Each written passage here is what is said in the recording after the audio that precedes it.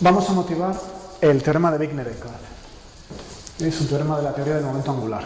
Entonces, imaginaos que queréis hacer un cálculo en física atómica. Por ejemplo, una transición atómica de un nivel 2P a un nivel 1S. ¿Vale? Entonces, ¿qué tenéis que hacer? Bueno, tenéis una parte radial de las funciones de onda, una parte angular, una parte de spin. Entonces, me voy a centrar en la parte angular. Hay que coger la función de onda armónico esférico, poner el operador que da la transición del 2P al 1S, la función de onda que es el armónico esférico del estado al que llegamos. Bien, aquí tenemos un ejemplo. La parte angular del cálculo me daría el operador X. ¿De dónde viene el operador X? Bueno, como ya he utilizado las funciones de onda, pues no es más que el vector X, la dirección. Esto viene del campo electromagnético. Es elevado a IKX. Tenemos una onda plana. El campo eléctrico oscilante. Claro, lo que va a pasar es que al saltar de un nivel a otro se emite un fotón. ¿Vale? Bueno, eso es una perturbación dependiente del tiempo que vais a ver en el siguiente capítulo. Como ya habéis visto algo en física cuántica 2, lo puedo utilizar. Entonces, en aproximación dipolar eléctrica, puedo expandir elevado a IKX y el primer término es la identidad. Y claro, la identidad entre dos estados distintos da cero, no hay transición. Pero la aproximación dipolar eléctrica consiste en el primer término, que bajaría a Kx y aquí me queda una X. Como estoy mirando a la parte angular, solo me interesa la dirección de X. Así que le pongo un gorrito y es la dirección, la n de la mitad anterior de la clase. ¿Vale? Bien, en coordenadas esféricas, el vector X que da la dirección, pues es el seno del ángulo polar, coseno de phi, seno de teta, seno de phi, coseno de teta. Bueno, pues en este calculillo tenemos no integrales, porque claro, me diréis, pero ¿qué ML cogemos? La L es 1, pero la ML puede ser más 1, menos 1 o 0. Y la X tiene 3 componentes, así que 3 por 3, en total hay no integrales. ¿Vale? Bueno, ¿qué dice el teorema de Wigner-Eckardt? Pues dice que este tipo de integrales, en realidad, solo necesitamos calcular una de ellas. Y todas las demás se sacan a partir de la que hemos calculado y la tabla de coeficientes de Claes-Jordan, que dan la combinación de representaciones en el momento angular, que ya habéis estudiado. ¿De acuerdo? O sea que el teorema nos reduce el número de cálculos distintos, nos basta con uno y la tabla de coeficientes de Claes-Jordan. Lo que se hace es coger el cálculo que tengo, le quito un Claes-Jordan, le pongo otro y ya tengo otro de los cálculos que necesito. ¿Vale? Bueno, vamos a atacar este ejemplo un poquito para ver qué queremos decir. Entonces, en este ejemplo tenemos 4 armónicos esféricos. Aquí está el I00, que es muy fácil. El nivel 1S, al que estamos llegando, es 1 entre raíz de 4pi. Pero el nivel 2P, pues tiene aquí ML, que puede ser más 1, 0, menos 1, y hay 3 armónicos esféricos relevantes, que son el I10, que es raíz de 3 entre 4pi por el coseno de teta, y luego los I1 más menos 1, que llevan un elevado más menos I phi. De un raíz de 3 entre 8pi por el seno de teta. Bien, pues cada una de estas 3 cosas hay que ponerlas aquí y cada una de estas 3 componentes de X hay que ponerlas aquí, no integrales. ¿Cómo se hace? Bueno, pues el vector X lo voy a descomponer en algo parecido a los armónicos esféricos. ¿Vale? Entonces, vamos a definir X0, que va a ser simplemente la z, coseno de teta. Bueno, eso lo estoy viendo aquí. Ese coseno de teta es este coseno de teta. No es más que la componente z del vector x, la dirección. Pues a esa z la vamos a llamar x0, claro, es el coseno de teta. Entonces, si miro los armónicos esféricos, resulta que, claro, salvo un factor, ese coseno de teta lo tengo aquí. El factor es raíz de 3 en 4pi. Lo corrijo. Así que z es raíz de 4pi tercios de I10 de teta y phi. Tengo mi z expresada como el armónico esférico I10. Bueno, pues entonces le doy de letra x0, porque aquí tengo un 0, pues allí pongo un 0 también, esa componente 0 de ese vector x. Bueno, ahora aquí tengo i más menos 1. Entonces, con la componente x y la componente y voy a tomar combinaciones lineales que me den este i más menos 1. ¿Cómo las llamo de manera natural? Pues x más y x menos. ¿Vale? Entonces x más lo tomamos como menos 1 entre raíz de 2, x más y por y. Cojo la primera componente, cojo la segunda con y, ¿y en qué se diferencian? Esta tiene el coseno de phi, esta tiene el seno de phi. Con esta i coseno de phi más i seno de phi me da e elevado a i phi. O sea que esta combinación, 1 entre raíz de 2, la componente x más la componente y por i, es seno de teta por e elevado a i phi por un factor. Ya. Lo malo es que ese factor no coincide con este raíz de 3 entre 8pi. Es un 1 entre raíz de 2. Bueno, lo vuelvo a corregir. Me falta el raíz de 4 pi tercios, lo pongo. O sea que este x más es raíz de 4 pi tercios por i1, 1. Porque esto es un más. Igual que aquí. Bien, pues ahora el menos, esto es una errata, x menos tiene que tener 1 entre raíz de 2, x menos i por y. De nuevo, coseno de phi menos i seno de phi me da aquí elevado a menos i phi. El seno de teta que tenemos aquí delante, pues lo tengo aquí. Y lo único que este raíz de 2 no me recompone el armónico esférico perfectamente, que lleva un raíz de 3 entre 8pi. No pasa nada, lo corregimos, raíz de 4 pi tercios, compensamos ese factor y ya está, ya es el i1 menos 1. Así que el x menos o x menos 1, si queréis, coincide con el i1 menos 1, salvo el factor. ¿Se ve? Bueno, pues ya podemos calcular alguna integral. Entonces aquí tenemos 9 integrales y he expresado esta x en términos de estas combinaciones. En vez de poner aquí x, y o z, podemos poner x más, x menos y x0. Son combinaciones lineales. La integral es una operación lineal. ¿Vale? Bien, pues vamos con la primera. Va a ser diferencial de omega por i0, 0. Eso es esta parte. Luego pongo la z, que es la x0. Y luego voy a tomar el i1, 1. Y a eso lo llamo primera integral.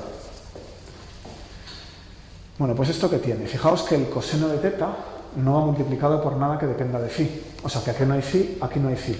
La única independencia en phi viene en el i1, 1, que sale de aquí. ¿Vale?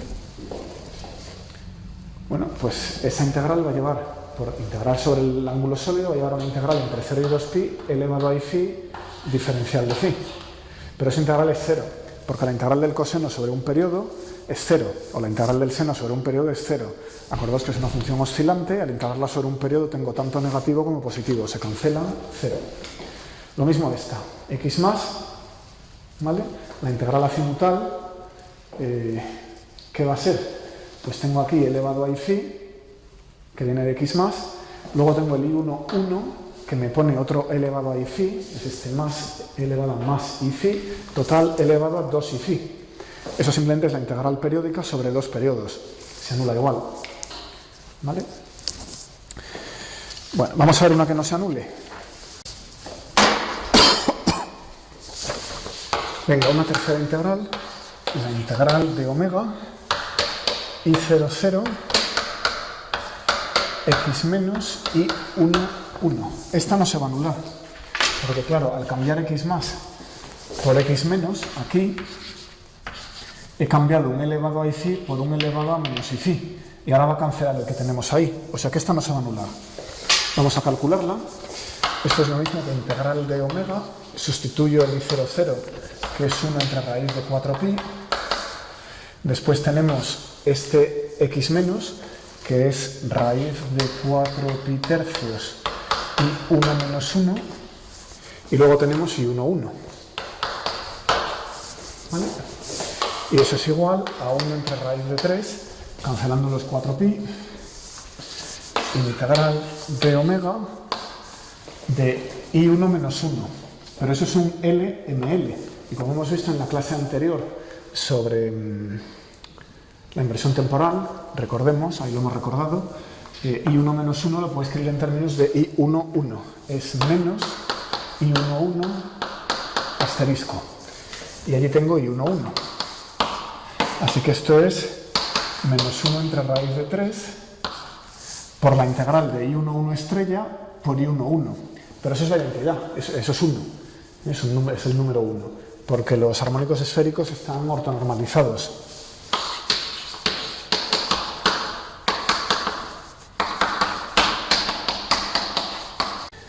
Bueno, pues ahora me voy a preguntar por qué se anulan estas dos integrales que tenemos aquí abajo, pero no se anula la otra.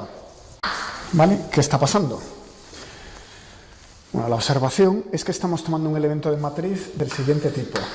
0, 0, x componente q, 1, m sub l, ¿vale? Y en este caso hemos elegido las tres integrales que tienen ml igual a 1. Son 9, podríamos coger ml igual a 0, ml igual a menos 1. 1, 2 y 3 se refieren a ml igual a 1 y lo que voy cambiando es la x. ¿De acuerdo? Bueno, ¿qué es cada cosa aquí? Este 0, 0, si lo proyecto con el vector n, la función de onda armónica, recordemos, y de teta y phi es la dirección n de teta y phi veces ln, ¿vale? Entonces este 0, 0, a grosso modo es el I0, 0, donde a grosso modo quiere decir proyectado sobre el vector dirección, ¿de acuerdo? Bueno, luego tengo xq y luego tengo un ml que es el I1ml, ¿verdad? Bueno, pues esto hemos visto que se anula para q igual a más 1 y para q igual a 0. Y es distinto de 0, ¿bien? Por tanto, no si q es menos 1. Eso es lo que hemos averiguado explícitamente con esas tres integrales, ¿vale? Esto es el elemento de matriz angular, que escrito como una integral de funciones de onda con el operador x, pues es así. ¿De acuerdo? Bueno, pues si estudiáis los demás casos, hasta 9, veréis que en efecto aquí hay una regla de selección. Si queremos un resultado distinto de 0, queremos que la integral no se anule, tenemos que pedir que 0 sea igual a q más ml. Es decir, si cojo el armónico esférico con ml igual a 1, necesito tomar la componente x menos esta de aquí.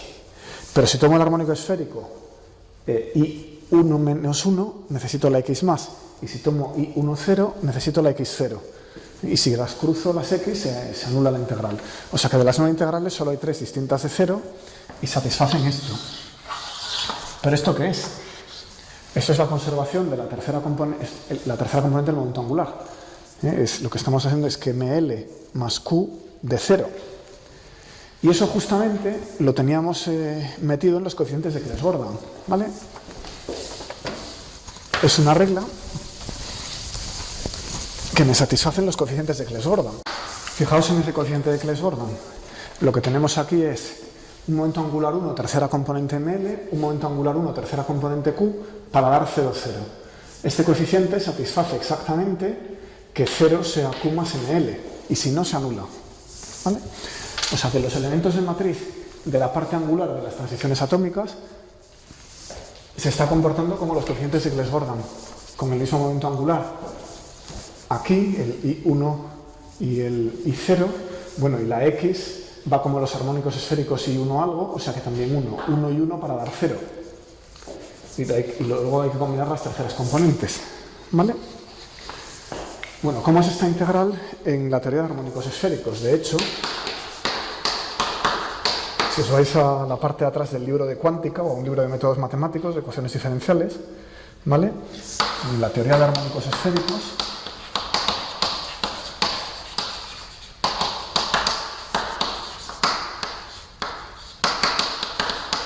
donde para concretar un libro, si cogéis el Galindo y Pascual, lo tenéis en el apéndice dedicado al momento angular, ¿vale?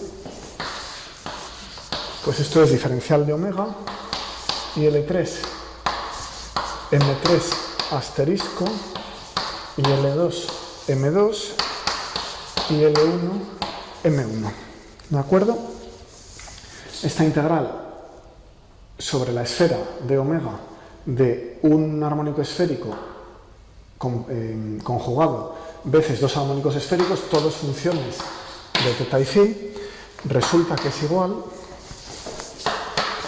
a L3M3, coeficiente de Clebsch-Gordan, viene de L1M1, L2M2.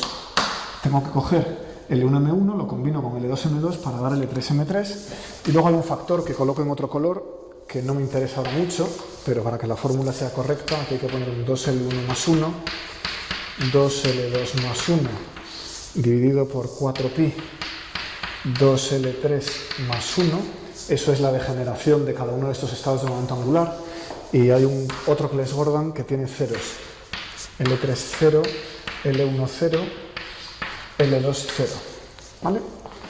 Entonces, repetimos, la parte angular del elemento de matriz acaba siendo un producto de tres armónicos esféricos, como en este caso, dos que vienen de las funciones de onda y uno que viene de la variable, en este caso del campo eléctrico en aproximación dipolar eléctrica.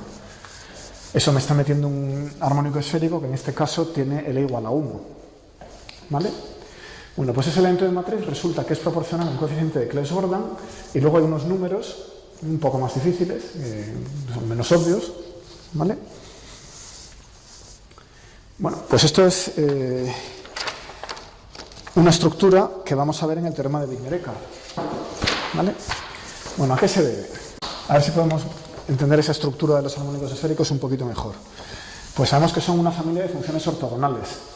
Eso quiere decir, los armónicos esféricos son una familia de funciones ortogonales, y quiere decir que si integro sobre diferencial de omega, sobre el ángulo sólido, el producto de un armónico esférico IL'ML' por otro conjugado IL'MLL, pues esto suele ser cero, a no ser que L' sea igual a L y ML' sea igual a ML, en cuyo caso da 1. O sea que puedo combinarlos en una delta de Kronecker. Si L es igual a L' y ML es igual a ML', esto da 1, si no 0. O sea que estos armónicos esféricos son una familia de funciones ortogonales con producto escalar esta integral, ¿vale? La integral sobre el ángulo sólido. Es decir, claro, si cogemos una función sobre la esfera que en una mitad es positiva y en otra mitad es negativa, la integral positivo menos negativo pues va a dar 0. O si cogemos una función que en unas partes es positiva y en otras negativa, pues la integral se va a acabar compensando y va a dar 0, ¿vale? La única manera de conseguir algo no cero es una función que sea positiva sobre toda la esfera, por ejemplo, ¿vale? Esa me daría algo no cero.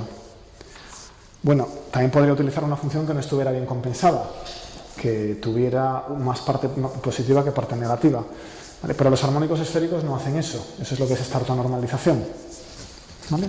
Si quiero encontrar algo que no sea cero, que sea distinto de cero, necesito un escalar. El único que tengo es el armónico esférico I0, 0. Eso quiere decir que cuando integre sobre el ángulo sólido IL3, M3, IL2, M2 y L1, M1, para que la integral no sea 0, estos dos se me deben acoplar de alguna manera para dar IL3, M3. De manera que al integrar este por este, el producto me cancele la dependencia angular y la integral pues sea de una función de signo definido y aquí me dé 1. ¿Vale? ¿Cómo se consigue eso? Bueno, claro, el e elevado a m3 phi se cancela de aquí, se cancela con el e elevado a menos m3 phi de aquí. Y luego tengo una función del ángulo teta, pero que está al cuadrado. Si aquí, por ejemplo, entra un seno de teta, aquí también entra un seno de teta, queda el seno al cuadrado de teta, que es positivo. Eso ya no se cancela, de algo finito. Y esa parte finita, bueno, pues se normalizan a 1, va al coeficiente que los normaliza. ¿Vale? Bueno, pues, ¿cómo sé que este producto contiene IL3M3? Claro, es que este producto es una función de teta y phi. Es el producto de dos funciones de teta y phi, así que es una función de teta y phi. Pero si es una función de teta y phi, es una suma de coeficientes constantes por los armónicos esféricos de teta y phi. ¿Vale? Porque los armónicos esféricos son una base de las funciones sobre la esfera. Bueno, son la base que además satisface la ecuación de Laplace. Cada uno de los elementos satisface la ecuación de Laplace. Pero de momento son una base. Entonces, como son una base, cualquier función, por ejemplo, ese producto, se puede expandir en la base con un cierto coeficiente. Bueno, pues ese coeficiente lo recojo aquí para el L3, M3, y dentro de ese producto hay un trozo que es este, ese es el que me va a dar algo no cero. ¿De acuerdo? Es la única componente de esta combinación lineal que no anula la integral.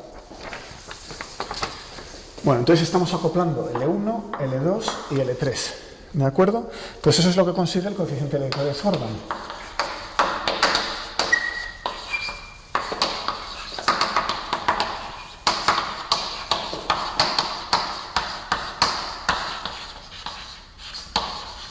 El acoplo entre L1 y L2 para dar L3, para que este L3 sea el mismo que este.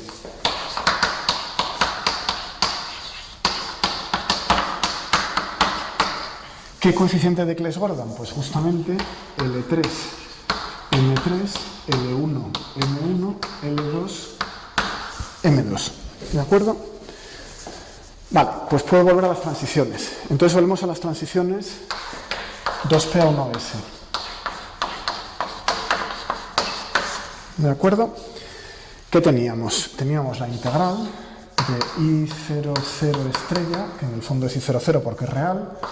Aquí teníamos XJ, donde esta J podía tomar los valores más menos 1 o 0, en la base que os he puesto antes, que claro se llama base esférica, porque es el mismo índice que llevan los armónicos esféricos, esa J. ¿Vale? Bien, y después IL, ML, integrado sobre diferencial de omega. Bueno, la XJ la voy a escribir como el armónico esférico. O sea que esto es lo mismo que la integral de I00 estrella. Luego hay un raíz de 4 pi tercios. Raíz de 4 pi tercios que puedo sacar fuera de la integral. Luego viene el I1J. Y finalmente, bueno, entonces el raíz de 4 pi tercios ha salido y lo que queda aquí es el producto de 3 armónicos esféricos, como vimos antes, que es esta misma construcción. Entonces, claro, lo que está haciendo es sacarme un coeficiente para acoplar L1 y L2, M1 y M2 a L3 y M3, que justamente es un coeficiente de Clés-Gordon. Entonces, lo que queda aquí, pues es la raíz de 4 pi tercios que he sacado fuera y luego la integral de antes. 0, 0, 1, J, LML, acoplo L y ML con la X, que es un objeto de spin 1, de momento angular 1, con tercera componente J, y luego el coeficiente este que había por acá abajo, toda esa raíz, pero claro, aquí hay uno que es 1, entonces esto es 2 por 1, 2 más 1, 3, va a haber un 3, así que esto va multiplicado por la raíz de 3 por el 2L más 1 del otro, el L2, que es esta L. Esta L va aquí. Y luego tendríamos abajo, en el denominador, ese 4pi.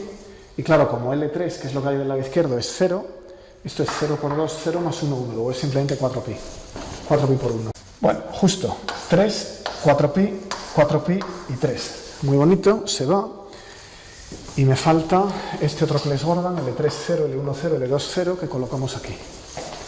Que es 0, 0, 1, 0, L, 0 en este caso.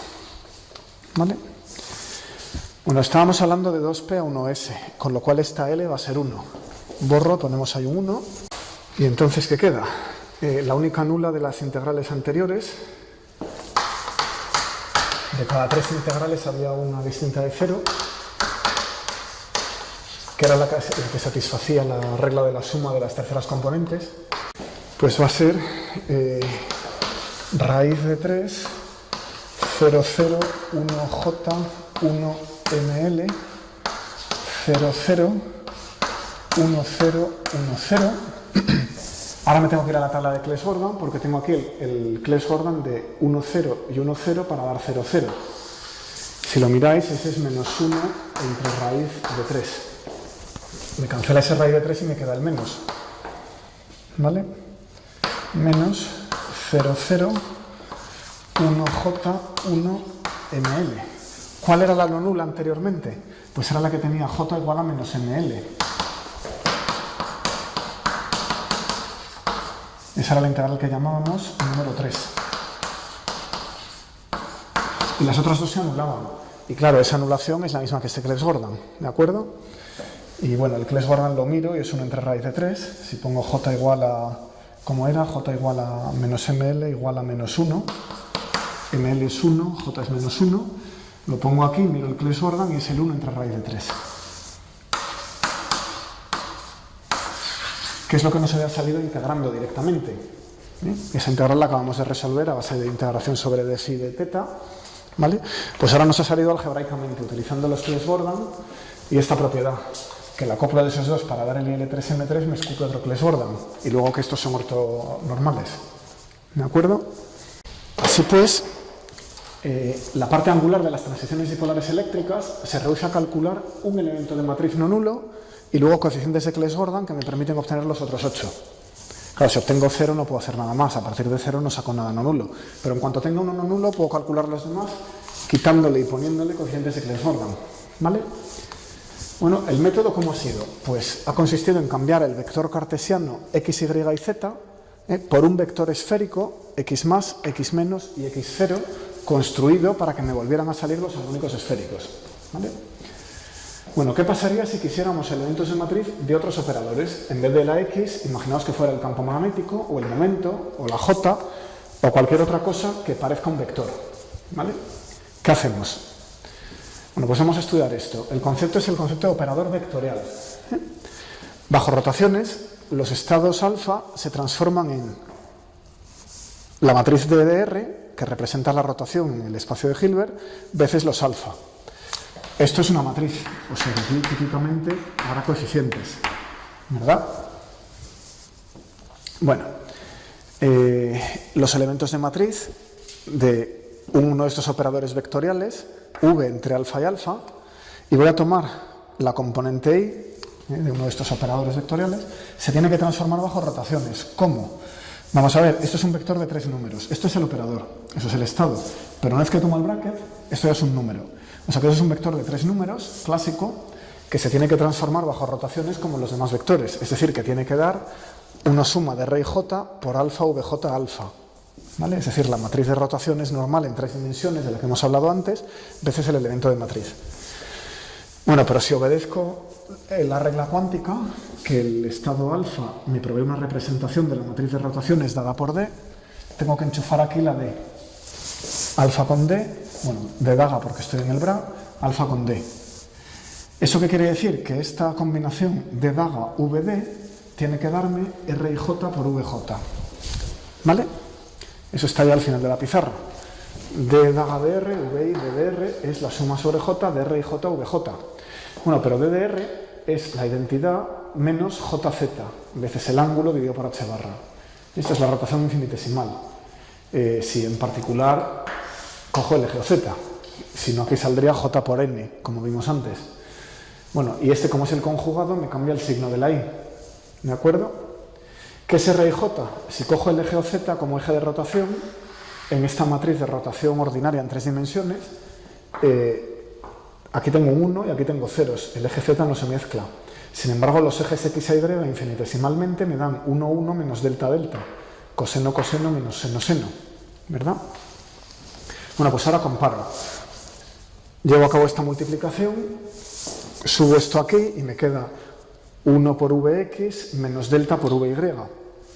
Y de ahí salen 3 ecuaciones, que son estas 3 ecuaciones. Vx más el conmutador de Vx con jz igual Vx menos delta por Vy, ¿vale? Y si observo que este Vx cancela este Vx y este Vy cancela este Vy y este Vz cancela este Vz, pues obtengo una regla de conmutación que parece las del momento angular. Tenemos el vector v, componente i, conmutado con el momento angular, componente j, igual a, por aquí hay una i h barra que recojo, y luego viene la vk con el símbolo antisimétrico de Levi-Civita, epsilon i jk vk. ¿Vale? Bueno, esto es la misma regla que satisface el momento angular. Si aquí pongo ji con jj, obtenemos i h barra epsilon i jk, jk. Bueno, pues esto es lo que le pasa a cualquier vector esférico. Todo operador vector esférico satisface con el momento angular las mismas reglas de conmutación que el vector momento angular. Esto es lo que los caracteriza, ¿vale? A veces tenemos que calcular elementos más complicados. Por ejemplo, tenemos que calcular elementos de dos vectores u y vj. Eso, por ejemplo, sale en física nuclear cuando uno tiene la interacción tensorial. Vamos a ver enseguida por qué se llama tensorial. Pi por pj. ¿De acuerdo? Bueno, el producto directo de dos de estos vectores operadores, u por v, se puede descomponer de la siguiente manera. Lo vamos a descomponer en tres términos que tienen distinto comportamiento bajo rotaciones. Vamos a escribir u y vj como una parte con la delta de Kronecker, delta de j. Si es igual a j, vamos a poner aquí u por v, el producto escalar, dividido por 3. Como lo he sumado, se lo resto aquí, menos u por v entre 3, delta y j. ¿Vale? Y luego el u y vj lo voy a escribir como u y vj menos u jvi y u y vj más u jvi. Es decir, le he restado y le he sumado esto, o sea que es como no hacer nada. Es decir, he sumado y restado esto, he sumado y restado esto. Y claro, u y vj me tiene que quedar dividido por 2 para que al sumarlo reconstruya lo del principio. Bueno, esta descomposición tiene tres partes bien definidas. Esta primera lleva la identidad y un escalar. Este u por v es un escalar que no cambia bajo rotaciones y además tiene igual traza que el lado izquierdo. Si saco aquí la traza queda u por v, si saco aquí la traza queda 3 entre 3 que se cancela y queda u por v. O sea que toda la traza está aquí. Bueno, entonces como es un escalar es un número, ¿vale? Una componente, un número. Bien, aquí hay un tensor antisimétrico, ¿de acuerdo? U y vj menos u jvi es lo mismo que epsilon y jk, u por v, producto vectorial, veces componente k, ¿de acuerdo? Esta construcción, el símbolo de Levi-Civita, me pasa el vector producto vectorial al tensor antisimétrico, como habréis visto en mecánica. Bueno, entonces, esto contiene un vector formado con u y con v, que es el producto vectorial. Bueno, en realidad es un vector, no es un vector polar ordinario, sino que bajo paridad cambia de signo, es un vector axial, pero eso, como lo hablamos el día de la paridad, ahora no viene a cuento, ¿de acuerdo? Y tiene tres componentes, como todo vector, 1, 2 y 3. Bien, el último trozo es un tensor simétrico. Fijaos que si cambio la i por la j, esto se queda igual, esto se queda igual. Pero es un tensor simétrico que no tiene traza, porque la traza se la he quitado. Si saco la traza de aquí, obtengo u por v. Si saco la traza de aquí, la delta cancela el 3 y queda u por v y se cancela. O sea que es un tensor simétrico sin traza. Bueno, esos tienen 5 componentes. Acordaos que los tensores simétricos tienen 3 por 4 dividido por 2 componentes, o sea 6 componentes. Al quitarle la traza quedan 5. Y este antisimétrico, 3 por 2 entre 2, que es el número de componentes de una matriz antisimétrica de dimensión 3, 3 por 2 entre 2, pues me deja 3 componentes, ¿vale? Las 3 del vector. O sea que tengo un componente, 3 componentes, 5 componentes, igualito que los armónicos esféricos respectivos, y 0, 0, y 1 ml y 2 ml. Claro, 0, 1, 2, pues tienen cada uno 2L más 1 componentes. ¿Vale? Bueno, pues estos tensores se transforman bajo rotaciones como las IES. Eso lo vamos a ver ahora, que es esto, cómo se transforman las IES, los armónicos esféricos, y se llaman tensores esféricos irreducibles. ¿De acuerdo? Bueno, pues voy a ver cómo se transforman, que depende de teta y phi, ¿vale? Entonces, ¿cuál es la probabilidad de encontrar el electrón? Vamos a hablar de un electrón. El electrón está en el estado LM y quiero averiguar la probabilidad de encontrarlo en el punto teta phi sobre la esfera, ¿de acuerdo? En la dirección angular de teta phi. Bueno, pues eso es precisamente este ket transformado en Bragg, n de teta phi sobre LM, que es el armónico esférico. Eso es la función de onda LM, como función de onda de teta y phi, y si quiero la probabilidad, pues elevo al cuadrado, ¿de acuerdo? Bueno, entonces de aquí podemos sacar cómo se transforman los armónicos esféricos bajo rotaciones. Vamos a empezar por n. Hemos dicho que n, bajo rotación, iba a parar a los n's multiplicados por una matriz que me representaba las rotaciones en el espacio de Hilbert. Bueno, esta ecuación va a ser la A. ¿Cómo se transforma esta LM que tenemos por aquí? Pues bajo una rotación, le voy a meter un operador de R-1.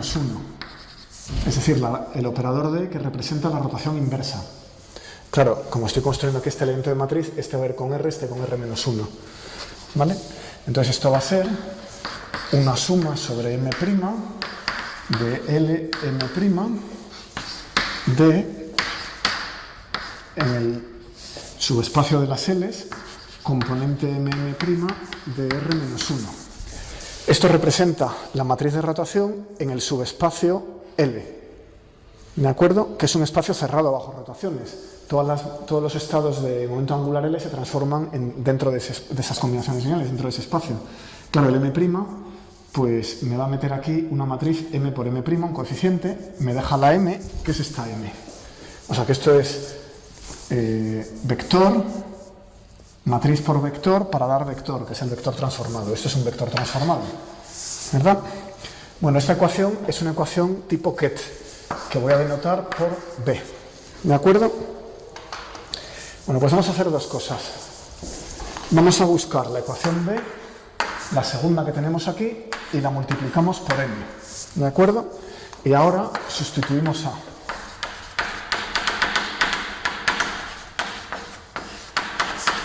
Una vez que tenga esto proyectado sobre n, como tengo b de r-1 sobre n, actuando por el lado izquierdo, pues puedo eliminarlo.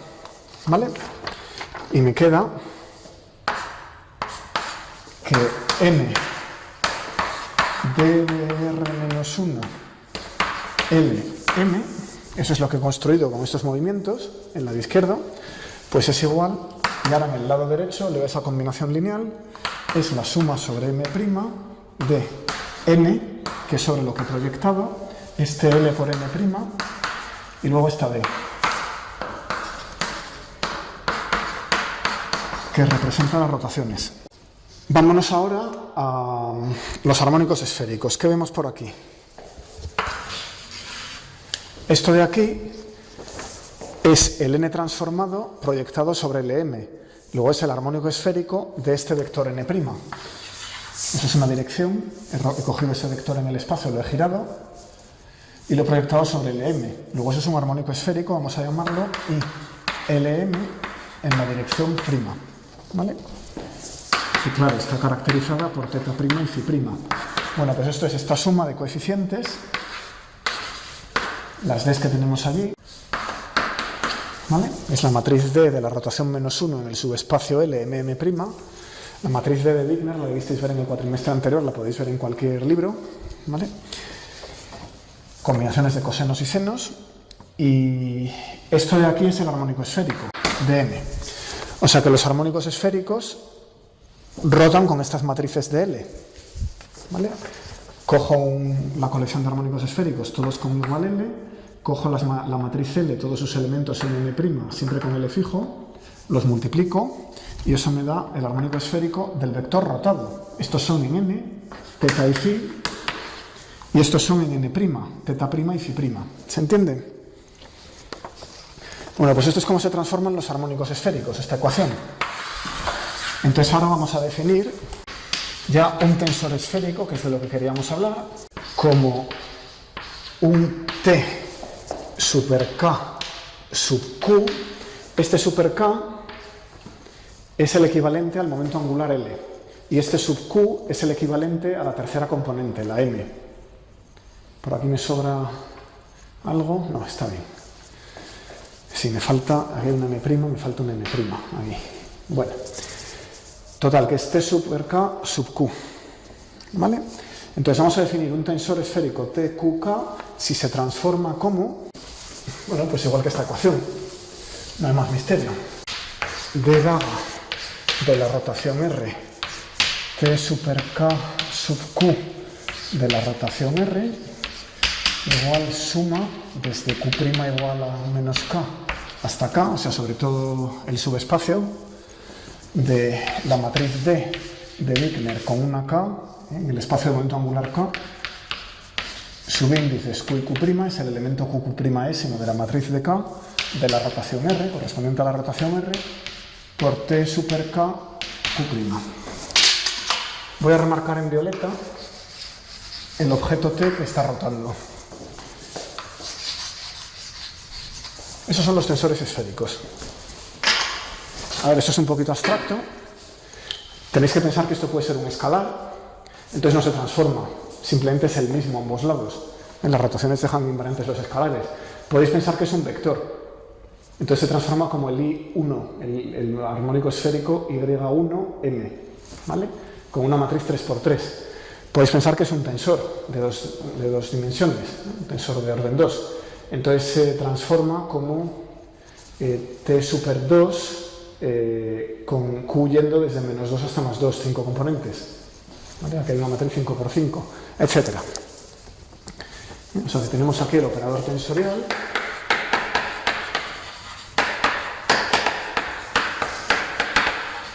Aquí tenemos el operador que representa las rotaciones.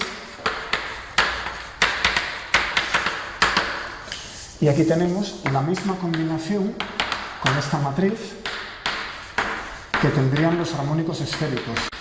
Pues eso es lo que define el tensor, ¿vale? Bueno, podemos expandirlo infinitesimalmente. A ver qué sale. Infinitesimalmente. Vamos a ver qué aspecto tiene esta ecuación, que es la ecuación definitoria de un tensor de orden K, un tensor esférico de orden K, es decir, cómo se transforma bajo rotaciones de manera infinitesimal. Bueno, ¿qué es esta D primero? Infinitesimalmente. Pues es 1 menos I J por N, porque J es el vector, el operador vectorial que genera las rotaciones, dividido por H barra epsilon, más términos de orden epsilon cuadrado que tiramos. Aquí tenemos el TQK y por este lado tenemos 1 más, porque es el adjunto, y Jn entre H barra epsilon. ¿De acuerdo? Por aquí que vemos una de estas matrices D, la expando también a orden epsilon. Suma Q' igual a K a menos K hasta K de TQ'K. Copio esto aquí y ahora expando la matriz. Es el evento de matriz entre KQ y KQ' de 1 más IJ por N dividido por H barra epsilon. Ya tenemos la matriz expandida. Entonces, ¿qué leemos por aquí? Pues tenemos J por N delante de T y J por N detrás de T, ¿vale? Entonces, bueno, hay que cancelar los unos. Este uno de aquí lo vamos a cancelar con el producto de los unos, pero a orden lineal aquí me queda un conmutador de las J's, que es J por N conmutado con el operador tensorial, tercera componente Q, es igual, y leo por aquí, bueno, los epsilon y las H barra también los he cancelado, ¿sí? Y queda suma sobre Q', T Q' es el tensor de orden K, componente Q', y K Q', bra, ahora viene el operador, J por N, K, Q. Bien, eso tiene dos componentes. Podemos tomar la componente JZ. O bien podemos tomar una componente de tipo más menos. Bueno, son tres componentes, pero hay dos tipos, ¿vale? Vamos a ver primero la JZ. Entonces, si tomo aquí JZ, en la dirección de Z, me queda el conmutador de JZ con TQ. Y ese conmutador está haciendo, ponéis aquí JZ y claro, eso es un autoestado de JZ, o sea que saco fuera la Q. H barra Q, TK sub Q. ¿Y qué pasa si tomo más menos? Pues que queda J más menos T super K sub Q igual a H barra. Bueno, y aquí queda el elemento de matriz de J más menos, que me agarra una Q y me da una Q' que es más menos 1. Es uno de estos operadores escalera, que aumenta el momento angular si es el más, o que disminuye el momento angular si es el menos. Entonces, esto lo conocéis del cuatrimestre anterior, es el elemento de matriz de los operadores escalera, y es K menos más Q K más menos Q más 1 por el T. Y lo que pasa es que la Q ha quedado incrementada en más 1 o disminuida por menos 1 si es un J más o un J menos respectivamente. Bueno, pues eso es cómo se comportan los operadores tensoriales, las T's, infinitesimalmente. Entonces, la relación de conmutación del operador de momento angular con un operador tensorial, pues si es J más menos, lo que hace es subirme o bajarme la Q, igual que hace con estados de momento angular J. O sea, esta Q se está comportando como un momento angular. El operador de escalera lo está subiendo o lo está bajando. Y la JZ con TKQ, pues lo que hace es recogerme la Q, parecido al valor esperado de JZ en un estado de momento angular Q. Pues ¿cómo construimos operadores de estos de rango K arbitrario a partir de operadores de rango más bajo? Va a ser la siguiente pregunta. ¿Cómo componerlos? ¿De dónde los sacamos? Bueno, pues como este comportamiento es el mismo que está teniendo el momento angular K tercera componente Q,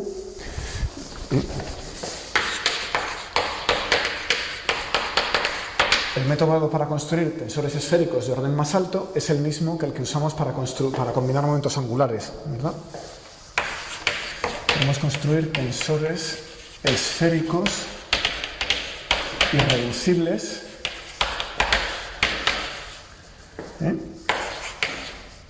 de rango, el rango es este índice K, arbitrario,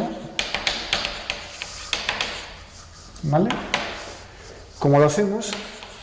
Los componemos como los momentos angulares. Componemos tensores de otro orden, el que sea, con coeficientes de Clebsch-Gordan.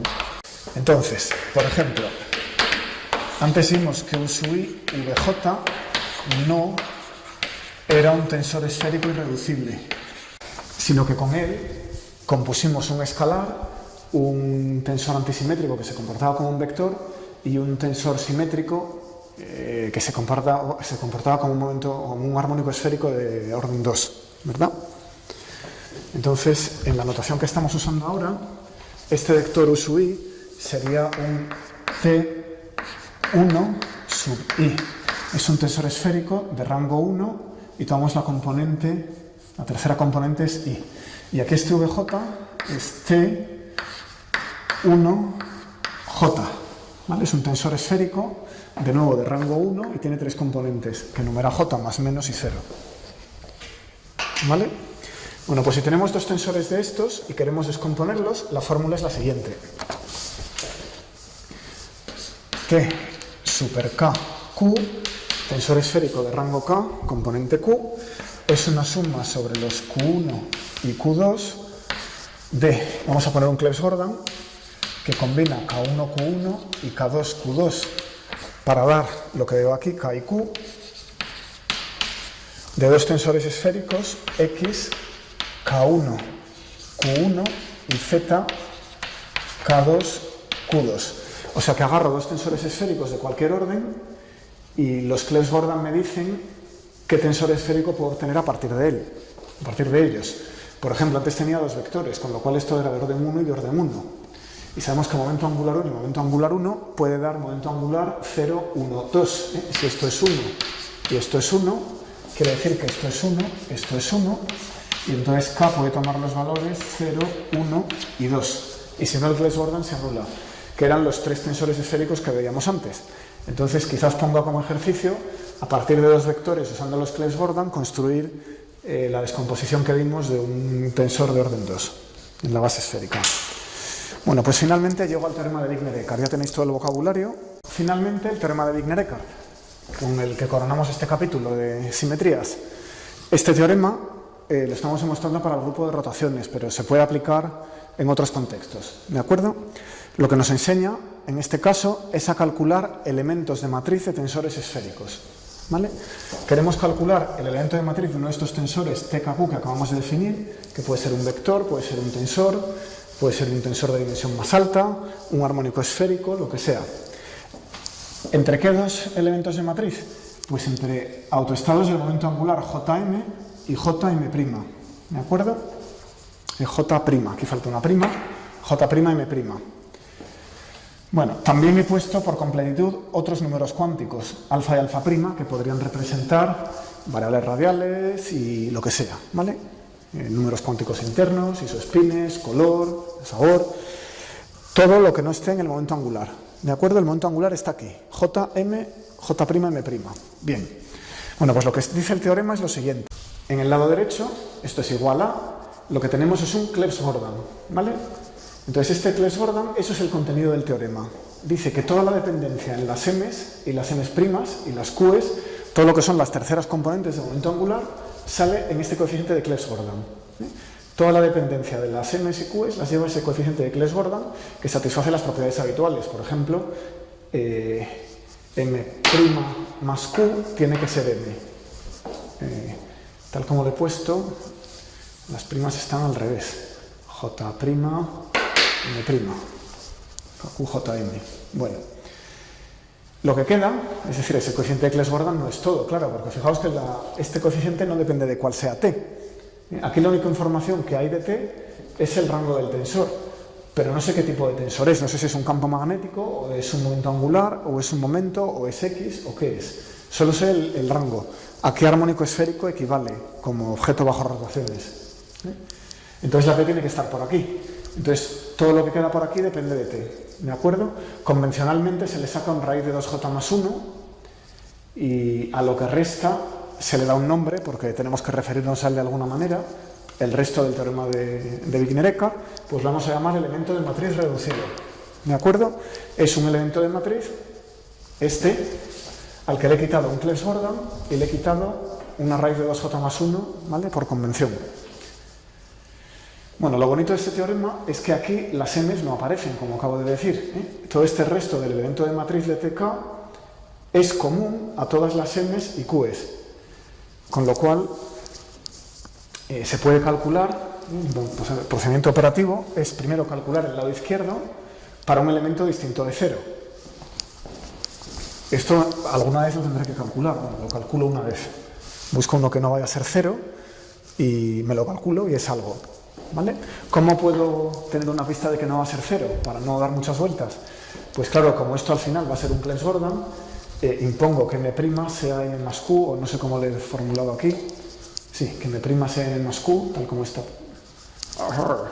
Este es n más q, J'M', estaba bien así. M' es n más q. N más q para dar m'. M' es n más q, eso es. Y luego que satisfaga la desigualdad triangular. Es decir, que este J' no puede ser arbitrariamente grande. Tiene que estar entre J menos K o K menos J, es el valor absoluto, hasta J más K. Va saltando, ¿vale? Como siempre, con los momentos angulares. J menos K a J más K. Esto es. Como siempre que se combinan dos momentos angulares, un par de momentos angulares, pues tenemos una desigualdad triangular, ¿vale? Bueno, pues una vez que tenemos ese elemento, le quitamos el Clebsch-Gordan y le quitamos el raíz de 2j más 1. Es decir, hacemos este calculillo. Y lo que queda es lo que llamamos elemento de matriz reducido, que no hay otra manera de obtenerlo más que calcular esto una vez. O sea que esto, no hay, aquí esta doble barra es solo para acordarnos de lo que le hemos quitado, pero aquí no hay magia, esto no es calculable de manera obvia. Un cálculo hay que mojarse, se hace, se le quita esto y esto, y una vez que tenemos el elemento de matriz reducido, lo podemos reutilizar. Es decir, hemos calculado ese elemento de matriz con las cosas así. Si ahora cambio el Jm, giro el estado, y quiero el elemento de matriz del mismo objeto, simplemente cambio el Clebsch-Gordan. Ya esta parte no se toca. O sea que si cambio el armónico esférico, por ejemplo, del I10 al I11, I10 a I11, pues lo único que tengo que tocar es este Clebsch-Gordan, ¿vale? Lo cual es muy fácil porque están tabulados, o se escribe un programa que los calcule rápidamente. Bueno, pues esto es lo que corona el capítulo. Vamos a demostrarlo. Entonces vamos a partir de J más menos con T super K sub Q, que es el conmutador que hemos obtenido, bueno, no lo hemos obtenido, casi lo hemos obtenido, os lo he dejado indicado, K menos más Q, K más menos Q más 1, veces T super K Q más menos 1, ¿vale? Esto viene de tomar la definición de tensor esférico y escribirla infinitesimal. Bueno, pues voy a tomar elementos de matriz. Entonces agarro un estado que pongo por este lado, un bra que va a ser alfa prima, j prima, m prima, y por el otro lado, bueno, aquí lo mismo, y al final de la ecuación también el alfa jm. O sea que tomo tanto el lado izquierdo como el lado derecho en sándwich entre alfa prima, j prima, m prima y alfa jm. Porque, claro, ese elemento de matriz es el que nos salía en el teorema. El elemento de matriz del operador TKQ entre alfa prima, j prima, m prima y alfa jm. O sea que tengo que calcularlo. Bueno, pero aquí me sale j más menos y sé cómo se aplica sobre esto o sobre este, ¿vale? Ahora bien, sabemos que j más sobre jm, como es un operador escalera, esa es la raíz de j menos m, j más m más 1, ¿vale? H barra jm más 1. J menos jm es igual a la raíz de j más m, j menos m más 1, por h barra jm menos 1. Es decir, toma el operador escalera hacia arriba, toma la m y me devuelve m más 1 con un coeficiente. El operador escalera hacia abajo toma la m y me devuelve m menos 1 con un coeficiente. ¿Vale? Bueno. Y si tomamos el conjugado, alfa prima, j prima, m prima, que me va a salir aquí, de j menos daga, que es j más, bueno, no tiene mucho misterio, no hay más que coger uno de estos y darles la vuelta, ¿vale? O sea que según cuál coja, puedo poner j menos daga, que es j más, o puedo coger j menos y poner j más por aquí. Pues es coger uno de estos y darle la vuelta. Lo único que el más se convierte en menos al conjugar, ¿no? Bueno, pues con eso ya puedo sacar este elemento de matriz. Entonces, ¿qué queda? Me tiene que quedar, de aquí salen dos términos y de aquí sale un término. Voy a escribirlos los tres en otro color para que no haya tanto lío. Vamos a usar este verde clarito. Entonces, la raíz de j' más menos m', j' menos más m' más 1, veces el coeficiente de Clebsch-Gordan, alfa prima, j', m' menos más 1, t sub q super k, alfa j m, es igual, y necesito dos términos, uno de aquí que voy a pasar al otro lado, y que es el raíz de j menos más m, j más menos m más 1, alfa prima, j prima, m prima,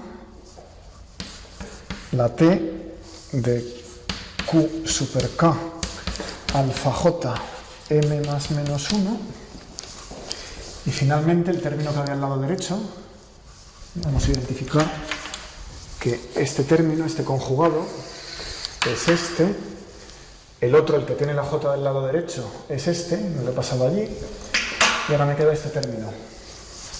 Y ese término lleva un más, raíz de esto, k menos más q,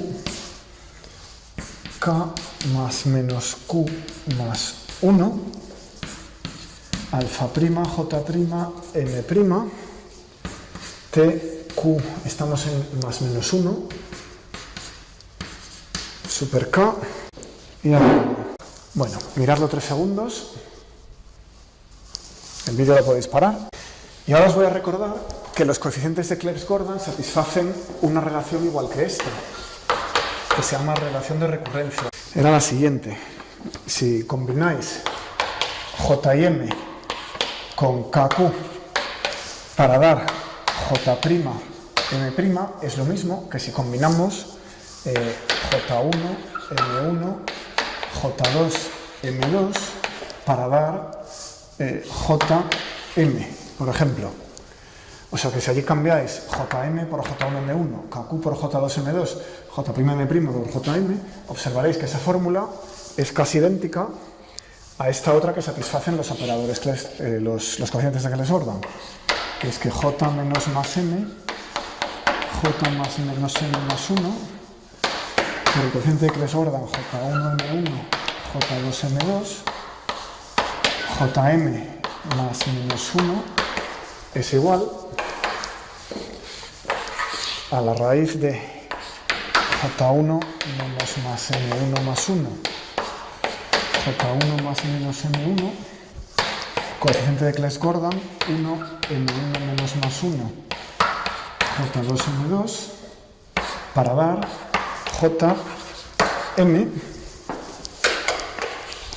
más la raíz de J2 menos más M2 más 1, J2 más menos M2, multiplicado ya por el tercer y último Claes-Gordon, J1M1, J2M2 menos más 1, Jm. Son dos ecuaciones que son muy parecidas. ¿Cómo se usa esta relación de recurrencia? Pues dados los Claes-Gordon de tipo Jm, pues podéis obtener el Jm más 1. Calculáis esto y podéis subir hacia arriba, por ejemplo. ¿Vale? Bueno, pero si comparo esta ecuación que satisfacen los Claes-Gordon con esta que hemos obtenido para los tensores esféricos, vemos que son prácticamente idénticas con estos cambios. Estas raíces son estas raíces y lo único que en vez de estos Claes-Gordon aquí tengo estos tensores esféricos. ¿Vale? ¿Por qué es esto? Bueno, pues es porque los tensores esféricos hemos visto que sus relaciones con los operadores de momento angular eran como las de los operadores de momento angular, ¿no? Por ejemplo, los vectoriales. Y bueno, o sea que combinar tensores esféricos con momentos angulares es como combinar momentos angulares. Combinar este con este es como combinar estos dos. ¿Vale? Bueno, ¿qué nos dice este par de ecuaciones sean tan parecidas? Que este par de ecuaciones sea tan parecido. Lo diré, que estos pares de ecuaciones sean tan parecidos. Esa es la concordancia. ¿Nos dice que son iguales? No. Vamos a escribirlo aquí arriba. Tenemos dos sistemas lineales, A alfa más B beta más C gamma igual a 0, si queréis pasándolo todo a un lado, y esta es igual, A alfa prima, B beta prima, C gamma prima igual a 0. Y no podemos resolver, ahí hay dos ecuaciones y tres incógnitas, 1, 2 y 3 incógnitas. ¿Vale? Eso no es obvio. Pero vamos a elegir una no nula. Lo que sí podemos hacer es tomar cocientes. Entonces elegimos una distinta de 0. Por ejemplo, la alfa sin pérdida de generalidad va a ser distinta de 0. ¿Vale? Y a ver qué pasa. Entonces queda B beta entre alfa más C gamma entre alfa igual a menos A. B beta prima entre alfa prima más C gamma prima entre alfa prima igual a menos A. ¿Vale? Bueno, aquí tengo dos ecuaciones. Sigue habiendo dos incógnitas, que son los dos cocientes. Beta entre alfa y gamma entre alfa, que quiero relacionar con beta prima entre alfa prima y gamma prima entre alfa prima. ¿Vale? Y ahora lo que pasa es que el sistema no es homogéneo, tengo aquí una flotando. Bueno, entonces ¿esto qué quiere decir? Eso es la ecuación de un plano en 3 dimensiones. Pero esto ya es la ecuación de una línea en un plano, donde es una línea que no pasa por el origen, pero sigue siendo una línea, ¿no? Bueno, pues como son colineales, eso es más informativo. Por ejemplo, restamos las ecuaciones. B por beta entre alfa menos beta prima entre alfa prima más C gamma entre alfa menos gamma prima entre alfa prima. Esto es igual a 0. ¿Cómo se resuelve esta ecuación? Bueno, pues una solución es que beta entre alfa sea constante por beta prima entre alfa prima y que gamma entre alfa sea la misma constante, ¿sí? Que sean proporcionales estos a estos. Gamma prima entre alfa prima. ¿Vale? O sea, que beta entre alfa sea proporcional a beta prima entre alfa prima o gamma entre alfa sea proporcional a gamma prima entre alfa prima. Bueno, pero ¿qué son estas beta primas entre alfa primas? Me está dando una proporcionalidad. Estos son las A, B y C, las raíces, y estos son las alfa primas, beta primas y gamma primas. Y lo que me está diciendo es que estas cosas son proporcionales, no me puede decir que son iguales a coeficientes, pero son proporcionales a lo que teníamos en esta pizarra, que eran los coeficientes de Clebsch-Gordan. O sea que el hecho de que estos tensores esféricos satisfagan esta ecuación, como es una ecuación muy similar a que satisfacen los Clebsch-Gordan, ayuda a establecer que alfa prima, j prima, m prima, tqk, alfa jm sea proporcional al Clebsch-Gordan jm, kq, j prima, m prima. Y la constante de proporcionalidad que va aquí no depende de las m's, es la misma para todos. Que es el elemento de matriz reducido, claro, dividido por la raíz de 2j más 1. Bueno, este es el argumento más o menos del teorema. Como consecuencia, permite simplificar un montón de cálculos, calculando solamente una vez para extraer el elemento de matriz reducido y luego utilizando las tablas de Clebsch-Gordan. Vale, pues hemos acabado aquí.